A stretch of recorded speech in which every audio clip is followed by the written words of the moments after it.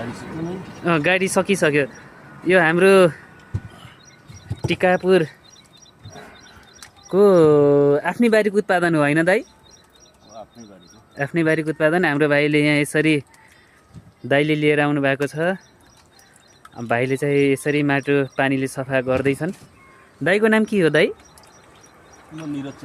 निरज चौधरी दाइ हुनुहुन्छ। अनि हाम्रो सानो भाइको नाम क्रिस्टल चौधरी। ल ठिक छ। यो आज एक दिनमा कति दिनको फरकमा टिप्नुहुन्छ दाइ यति हजुरले?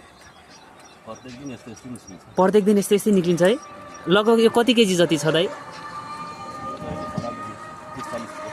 30-40 केजी छ। 50 केजी जति हुन्छ एक दिनमा? मजाले हुन्छ। अनि यो कहाँ बेच्नुहुन्छ त दाइ हजुरले? यही यसमै राखेर बिक्री हुन्छ कि कतै हाट बजारतिर लग्नुपर्छ? ए होलसेलमा हजुर। आफ्नै हिसाबले। यो 30 रुपियाँ केजी छ है दाइ कि कसरी छ आज? हजुर। अनि होलसेलमा लिँदाखेरि अलि कम सस्तो हुन्छ होइन? होलसेलमा 25सम्म बेच्नुहुन्छ। यो दाइ यसमा यो कुन जातको काँक्रो हो हजुरलाई थाहा छ? नाजिया। इन्डियन भेराइटी हो क्या है यो? इन्डियन। ए अनि यो कहिले रोप्नु भएको हो दाइ?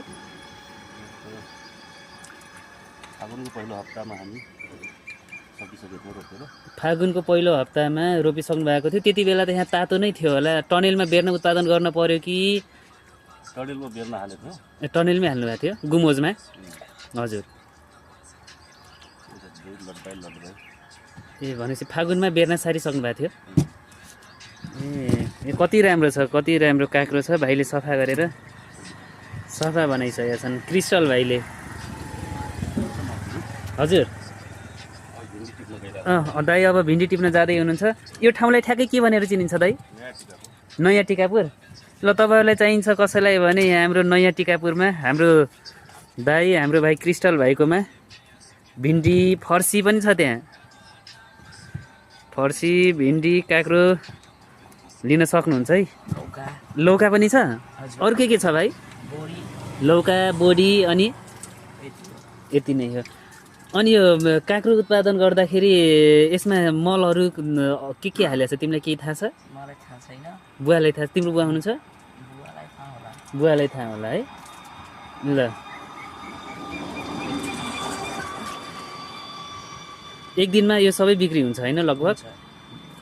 ल ठिक छ। ल धन्यवाद भाइ।